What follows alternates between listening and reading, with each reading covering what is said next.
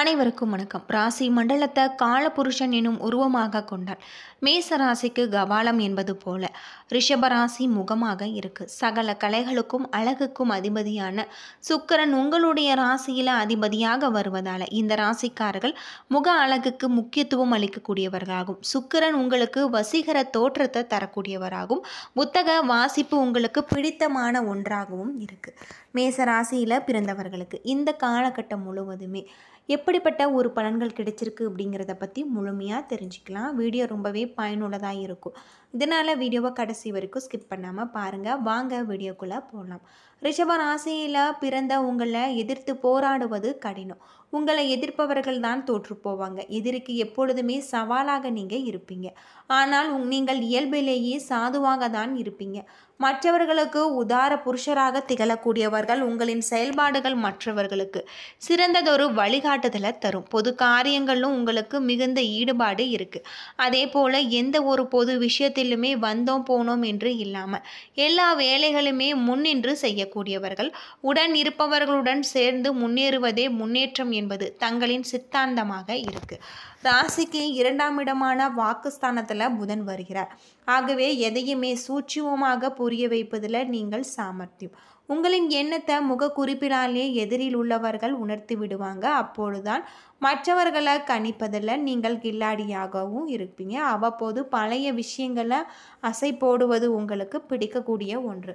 உங்களுடைய ராசிக்கு 3ஆவது ஸ்தானமான முயற்சி ஸ்தானத்துக்கு அதிபதியாக சந்திரன் வருவதால் முயற்சி திருவினையாக்கும் என்றபடி முயற்சி செய்து முடித்து காட்டுவீர்கள். சகோதரர்களிடம் அதிக அக்கறை காட்டக்கூடியவர்கள். எல்லோருக்குமே பெற்ற அன்னையிடம் பாசம் உண்டு. ஆனால் நீங்களோ அதையும் தாண்டி அடுத்தவரிடம் அவரிடத்துல பெரும் பக்தி கொண்டிருக்கக்கூடியவர்களும் அவருக்கு ஒன்று என்றால் துடித்து போகக்கூடியவர்களாகும். தாயார் ஸ்தானத்தை குறிக்கக்கூடிய சிம்ம ராசிக்கு சூரியன் அதிபதியாக இருப்பதால் உலகத்துக்கே ஒளி தரக்கூடிய சூரியனை போல உற்றார் உறவினர் எல்லோரையும் நேசிக்கக்கூடியவர்கள். அவர்களை அனுசரித்து செல்லக்கூடியவர்கள். அது மட்டும் இல்லாமல் உங்களுக்கு பகைவர்கள் இருக்க மாட்டாங்க. அதற்காக நமக்கு எதிரிகளே இல்லை என்ற எண்ணம் உங்களுக்கு இருக்க முடியாது. காரணம் உங்களுடைய பகைமை உங்களுக்குள்ளே இருக்கிறது. உங்களை பொறுத்தவரை உங்களுக்கு நீங்களே தான் எதிரி. உங்கள் பேச்சு செயல் அனைத்துமே நீங்களே எதிர்பார்த்தபடி ஒரு பக்க விளைவை ஏற்படுத்தும். ஆகவே பேசும்போது செயல்படுத்தும் போது கனிவும் அதீத கவனமும் தேவை. உங்களுடைய ராசிக்கு 3ஆம் இடமான கடகத்துக்கு குரு உச்சம் பெற்றிருப்பது போல நீங்கள் பிறந்திருந்தால் துறையில் சாதனை படைக்கக்கூடியவர்கள். இயற்கையான சூழலில் நன்றாக உறங்கக்கூடியவர்கள். உங்களின் வாழ்க்கை துணைவர் உங்களை விட வேகமாக இருப்பாங்க. நிர்வாக திறமையில் அதீத திறமையுடன் திகழ்வாங்க.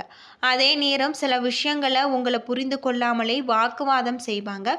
பொறுத்து கொள்ளுங்கள். அவரை எதிர் செய்தாலுமே உங்களுடைய நன்மைக்காக இருக்கும். சிறு வயதில் அனுபவம் இல்லாமல் சில தொழில்களில் ஈடுபட்டு நஷ்டத்தை அடைந்திருப்பீங்க. எனினும் இதன் மூலம் கிடைத்த அனுபவம் இனி உங்களுக்கு உதவியாக இருக்கும்.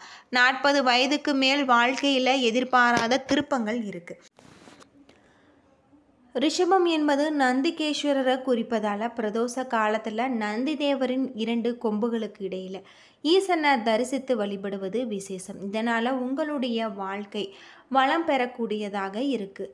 நந்தியம் பெருமானுக்கு திருமணம் செய்து வைத்த திருவையாறு திருத்தலத்தில் ஒரு முறை சென்று நீங்கள் வழிபட்டு வருவது உங்களுடைய வாழ்க்கையில் இருக்கக்கூடிய பிரச்சனைகளுக்கு நல்ல ஒரு தீர்வு கிடைக்கும் அப்படின்னே சொல்லலாம். பொதுவாக ரிஷபராசியில் பிறந்தவர்களுக்கு முன்னேற்றகரமான ஒரு பலன்கள் கிடைக்கக்கூடியதாக இருக்குது. சில இடங்களில் போராட்டமாக இருக்கும். சில இடங்களில் உங்களுக்கு சவாலாக கூட இருக்கலாம். உத்தியோக ரீதியாக பதவி உயர்வு வரலாம். ஆனால் எதிர்பார்த்த ஒரு காரியம் உங்களுக்கு தள்ளி போகாமல் உங்களுடைய வியாபாரத்தில் விற்பனையும் லாபமும் பெருகி கையிருப்பு உயரக்கூடியதாக இருக்குது. புதிய முயற்சிகளில் நீங்கள் நம்பி இறங்கலாம். குடும்பத்தில் இருந்து வந்த மனக்குழப்பம் நீங்கக்கூடியதாகும். பிள்ளைகளால் எந்த ஒரு தொந்தரவும் உங்களுக்கு இருக்காது. அலுவலகத்தில் உங்களுடைய செல்வாக்கு அதிகரிக்கும். பதவி உயர்வு ஊதிய உயர்வு கிடைக்கக்கூடியதாகவும் வாய்ப்புகள் நெருக்கத்தில் உங்களுக்கு அமைஞ்சிருக்கு. வியாபாரத்தில் விற்பனை லாபம் மேம்படும். அது மட்டும் இல்லாமல் இந்த காலகட்டத்தில் புதிய முயற்சிகள் திட்டங்கள் போடுவதற்கு ஏற்ற ஒரு நேரம். குடும்பத்தில் இருந்த குழப்பங்கள் நீங்கக்கூடியதாகவும் பிள்ளைகளால் உங்களுக்கு பிரச்சனைகள் வருவதற்கு வாய்ப்பு இல்லை. ஆனால் பெரியோர்களுடைய ஆதரவு உங்களுக்கு உண்டு. குடும்பத்திற்காக பணம் சேமிப்பில் நீங்கள் அக்கறை காட்ட வேணும். கலைத்துறையில் சிறப்பான ஒரு முன்னேற்றம் அடைவீங்க.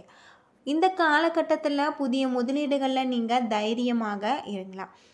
அது மட்டும் இல்லாமல் புதிய முதலீடுகளில் தைரியமாக உங்களுக்கு நல்ல ஒரு மாற்றத்தை தரக்கூடியதாக இருக்குது. எச்சரிக்கையாக இருக்க வேண்டிய விஷயத்தில் நீங்கள் கவனமாக இருக்க வேண்டும். வியாபார விஷயத்தில் ரொம்பவும் கவனமாக இருப்பது இந்த காலகட்டத்தில் உங்களுக்கு ரொம்பவும் நல்லதாக இருக்குது. காரிய தடை ஏற்படலாம். மனதில் ஏதாவது ஒரு குழப்பம் ஏற்பட்டு நீங்கும். சாமர்த்தியமான பேச்சு உங்களுக்கு கை கொடுக்கும். பண வரத்து திருப்தி தருவதாக இருக்குது. நீண்ட நாட்களாக இழுத்து வந்த வீண் பிரச்சனைகள் நீங்கும். குடும்பத்தில் மகிழ்ச்சி காணப்படலாம். உறவினர்கள் நண்பர்கள் மத்தியில் உங்களுக்கு மதிப்பு உயரும். தொழில் வியாபாரத்தில் சிக்கல்கள் நீங்கி நீங்கள் நன்கு நடைபெறக்கூடிய வகையில் இருக்குது. இந்த காலகட்டத்தில் ராசியில் குரு, தன வாக்கு குடும்பஸ்தானத்தில் செவ்வாய், பஞ்சமஸ்தானத்தில் கேது, தொழில் ஸ்தானத்தில் சூரியன் சனி, லாபஸ்தானத்தில் புதன் சுக்கிரன் ராகு என கிரக நிலைகள் இருப்பதால் உத்தியோகத்தில் இருப்பவர்களுக்கு பதிவு உயர்வு கிடைக்கக்கூடியதாகும். சிலருக்கு புதிய பதவிகள் கூடுதல் பொறுப்புகள் கிடைக்கக்கூடியதாகும். கடுமையாக நீங்கள் உழைக்க வேண்டி இருக்கும். அலுவலகத்தில் அடுத்தவர்களால் திடீர் பிரச்சனைகள் உங்களுக்கு தலை தூக்கலாம். உங்களது கருத்துக்கு மாற்று கருத்து உண்டாகலாம். பெண்களுக்கு திறமையான பேச்சின் மூலம் சாதகமான ஒரு பலன்கள் கிடைச்சிருக்கு.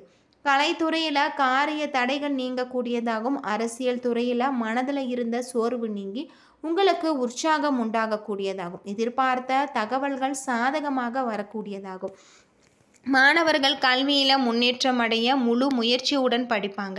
சக மாணவர்களுடைய மத்தியில் மதிப்பு உயரக்கூடிய வகையில் சொல்லப்பட்டிருக்கு. கார்த்திகை 2, 3, 4 பாதத்தில் பிறந்தவர்களுக்கு இந்த காலகட்டம் உங்களுக்கு தடை தாமதங்கள் உண்டாகலாம். புதிய முயற்சிகள் உங்களுக்கு தள்ளி போடுவது கவனமாக செயல்படுத்துவது நல்லது. குடும்ப பிரச்சனைகள் தீரக்கூடியதாகவும் எது வரட்டும் பார்க்கலாம் என்று முரட்டு தைரியம் கூடாது. பொருளாதார சிக்கல்களில் ஏற்படு நீங்கக்கூடியதாகவும் கூட்டு தொழிலில் ஈடுபட்டிருப்பவர்களுக்கு நல்ல பலன்கள் உண்டாகக்கூடியதாகும். உத்தியோகர்கள் மேலதிகாரிகளுடன் பாராட்டு பெறுவாங்க. ரோகிணி நட்சத்திரத்தில் பிறந்தவர்களுக்கு இந்த காலகட்டத்தில் எந்த ஒரு காரியத்திலுமே தெளிவான ஒரு முடிவுக்கு நீங்கள் வரக்கூடியவர்களாகும். திட்டமிட்டபடி செயலாற்றினால் உங்களுக்கு வெற்றியை எட்டி பிடிக்கக்கூடியதாகும். வியாபார போட்டிகள் குறையக்கூடியதாகவும் உத்தியோகத்தில் இருப்பவர்களுக்கு பதவி உயர்வுகள் கிடைக்கக்கூடியதாகும். சிலருக்கு கூடுதல் பொறுப்புகள் வந்து சேரக்கூடியதாகும். வருமானம் கூடக்கூடியதாகும். பாராட்டு கிடைக்கக்கூடிய வகையில் சொல்லப்பட்டிருக்கு. இதனால் உங்களுக்கு மன திருப்தி உண்டாகலாம். பிள்ளைகளுடைய தேவைகளை நீங்கள் பூர்த்தி செய்வீங்க. நவ கிரகங்களில் சுக்கிரனை பூஜித்து வர உங்களுடைய சங்கடங்கள் அனைத்துமே தீரும்.